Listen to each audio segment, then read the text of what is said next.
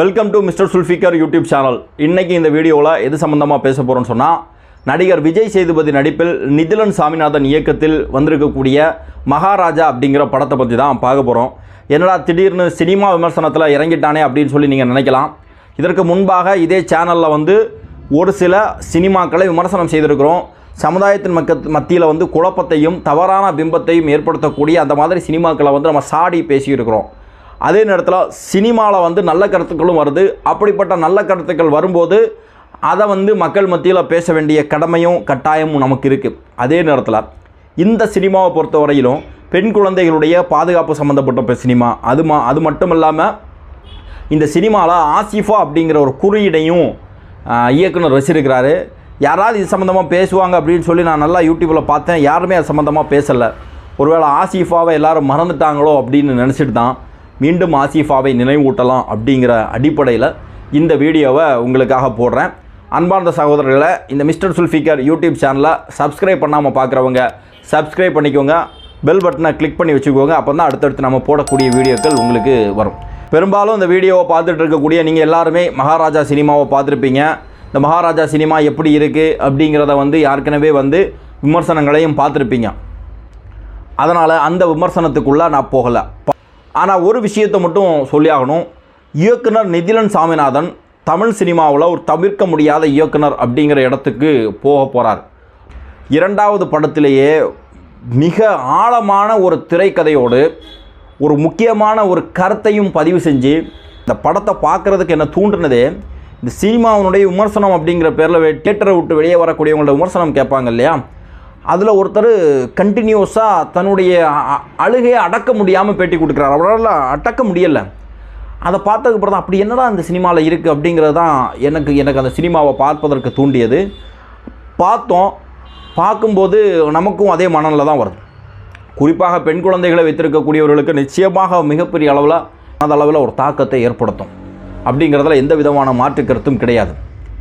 Cinema அப்படிங்கிறது ஒரு சுவாரஸ்யத்தை உருவாக்கணும் அப்படிங்கிற அடிப்படையில் இந்த படத்தினுடைய திரைக்கதையும் ஒரு சுவாரஸ்யமாக கொண்டு போயிருக்கிறார். எங்கேயோ ஒரு இடத்துல ஸ்டார்ட் பண்ணி ஏதோ கதைகள் வேறு போகி அது அத்தனையுமே ஒரே இடத்துல ஒன்று சேர்ந்து அந்த படம் முழுமையடையும் போது நம்ம எல்லாருமே ஷாக்காகி மன சங்கடத்தோடு இருக்கக்கூடிய ஒரு சூழல் உருவாகும்.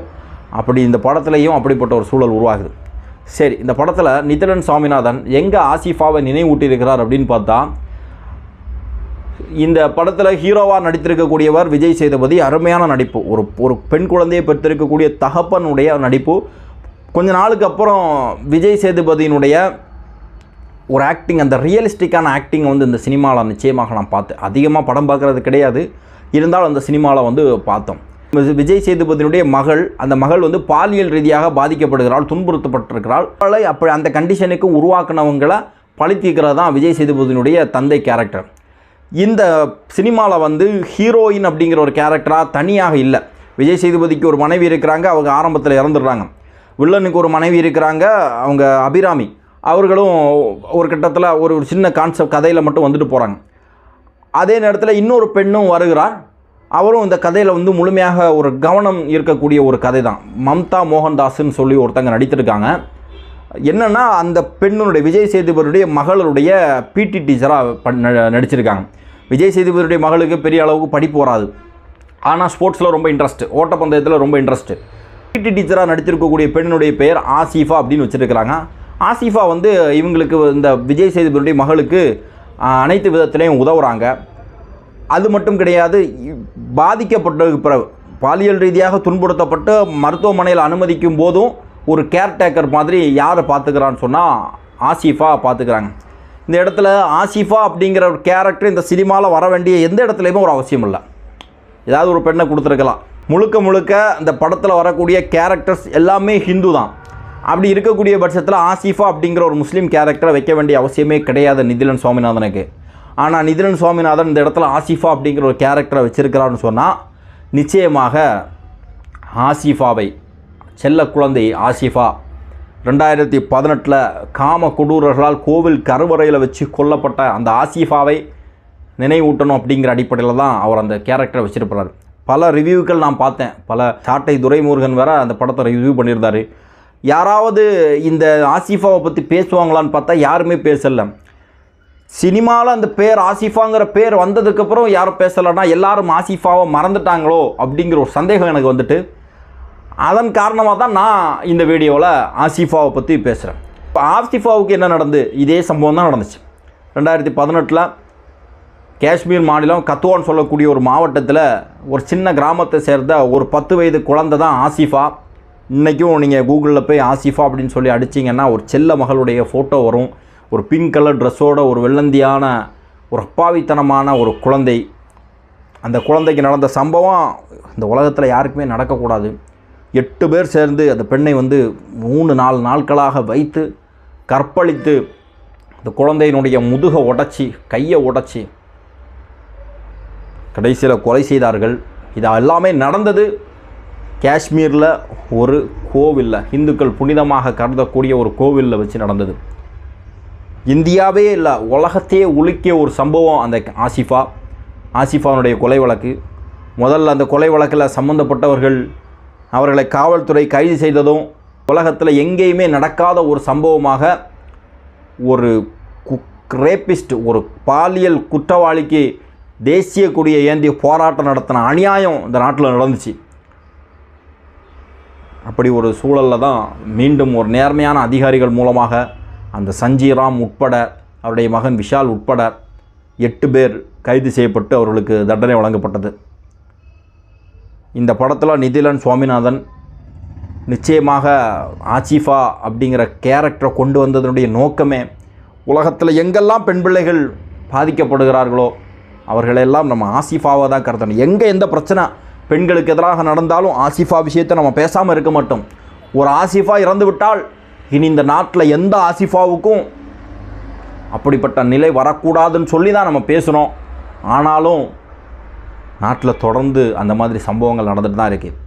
2 மாதத்திற்கு முன்பு கூட பாண்டிச்சேரியில் ஒரு குழந்தை 8 வயது சிறுமி பக்கத்து வீட்டில் இருக்கக்கூடிய நபர்களால் 2 பேரால் கற்பழித்து கொலை செய்யப்பட்டு சாக்கடையில் இருந்த சம்பவத்தை நம்ம பார்த்தோம். இது அன்றாடம் நடக்கக்கூடிய ஒரு குற்றமாக உருவாகிவிட்டது. சாதாரணமாக செய்தியை பார்த்துட்டு கடந்து போகக்கூடிய ஒரு குற்றமாக இன்றைக்கு பெண் குழந்தைகளுக்கு எதிராக ஏற்படக்கூடிய இந்த பாலியல் வக்கிரம குற்றங்கள் அதிகரித்திருக்குன்னு சொன்னால் நிச்சயமாக எந்த பெண் குழந்தையை பெற்றிருக்கக்கூடிய தகப்பன் மட்டுமல்ல, மனிதத்தன்மை கொண்ட யாராலையும் அதை சகித்து கொள்ள முடியாது. படத்துக்கு வந்துடும். இந்த படத்தில் ஒரு கதையை தெளிவாக சொல்லிட்டு வந்துடும். தன்னுடைய குழந்தை, தன்னுடைய மகள்னா நமக்கு அவ்வளவு பாசமும் அன்பும் இருக்குது. அடுத்த மகள் அல்லது அடுத்த குழந்தை மேலே, அடுத்த வீட்டு பெண் மேலே ஏன் நமக்கு அந்த அன்பு இல்லை, அந்த அக்கறை இல்லை அப்படிங்கிறத அந்த படத்தினுடைய ஒரு நிலைன்னா சொல்லணும். வில்லன் தன்னுடைய குடும்பத்தை நேசிக்கிறான், தன்னுடைய மகள் அப்படி நேசிக்கிறான், தன்னுடைய மகள் ஆசைப்பட்டதை வாங்கி கொடுக்கணும்னு நினைக்கிறான். ஆனால் அவன் தான் வில்லன். தன்னுடைய மனைவியை நல்லா வச்சுக்கணும்னு நினைக்கிறான். ஆனால் அவன் தான் வில்லன். எந்த வில்லன்? எப்படிப்பட்ட வில்லன்? அடுத்த குடும்பத்தை கருவறுக்கக்கூடிய, அடுத்த பெண்களுடைய கற்புகளை சூறையாடக்கூடிய, அடுத்த பெண்களை கொலை செய்யக்கூடிய ஒரு வில்லனா அனுராக் காஷ்யப் நடித்திருக்கிறார். அருமையான நடிப்பு இந்த படத்தில். எதிர்பார்க்காத நடிகர்களெல்லாம் வித்தியாசமான நடிப்பில் நடிச்சிருக்காங்க. சிங்கம் புலியெல்லாம் காமெடியாகவே பார்த்துட்டோம், இல்லைன்னா ஒரு குணச்சித்திர கேரக்டரில் பார்த்துட்டோம்.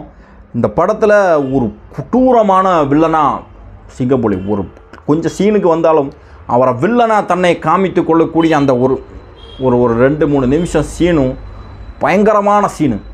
எவ்வளோ நடிகர்களை பார்த்துருப்போம், பயங்கரமான சீனு. அந்த சீனில் ஒரு செகண்டில் எனக்கு பழைய வில்லன் நடிகர்களாக இருக்கிற ரகுவரன் மாதிரிப்பட்ட ஆட்களெல்லாம் அப்படியே கண் முன்னே கொண்டு வந்துட்டாங்க.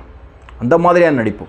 காவல்துறை இருக்குது, பாதிக்கப்பட்டவன் இருக்கிறான், ஒரு பெண்ணை பற்றி பேசுகிறான், ஆனால் அது பெண்ணுன்னு சொல்லாமல் ஒரு குப்பை தொட்டிங்கிற அடிப்படையில் பேசுகிறான். ஆனால் அதே நேரத்தில் பாதிக்கப்பட்ட அந்த தகப்பனை ஒரு மிரட்டுறான். வித்தியாசமான ஒரு நடிப்பு. எல்லாருமே அப்படி தான். நட்டின்னு சொல்லக்கூடிய அந்த போலீஸ் இன்ஸ்பெக்டராக வரக்கூடிய அவருடைய நடிப்பு, காவல்துறை அதிகாரியாக வரக்கூடிய நடிப்பு, அந்த பாய்ஸ் படத்தில் வந்து மணிகண்டன் வில்லத்தனம் எல்லாமே வந்து இந்த படத்தில் சிறப்பாக செஞ்சுருக்கிறாங்க. ஒரு எல்லாத்துக்கும் மேலே இந்த திரைக்கதை அப்படிங்கிறது அருமையாக இருக்குது. இந்த திரைக்கதையில் பல சீனாக வருது, சம்மந்தமே இல்லாமல் ஒரு சீன் மாதிரி வருது. எல்லாமே ஒன்றா ஒரு இடத்துல சேரும்போது ஒரு முழுமையான திரைக்கதையாக, ஒரு முழுமையான சினிமாவாக நம்ம அதை பார்க்கும்போது பிரமிப்பையும் ஏற்படுத்துது. அதே நேரத்தில் இந்த சினிமா வந்து நம்ம மனசுக்குள்ளே மிகப்பெரிய தாக்கத்தை ஏற்படுத்துது. நிறைய சினிமாக்கள் நம்ம பார்த்துருக்குறோம். பல சினிமாக்கள் அட்டு சினிமாவாக இருக்கும். நல்ல சினிமாக்கள் நம்ம பார்த்த வரிசையில் முதல் 10 சினிமாவில் இந்த சினிமாவை நிச்சயமாக வைக்கலாம் அப்படிங்கிறதான் என்னுடைய கருத்து. அன்பார்ந்த சகோதரர்களே, இந்த வீடியோ சம்பந்தமாக உங்களுடைய மேலான கருத்துக்களை பதிவு செய்யுங்கள். நன்றி.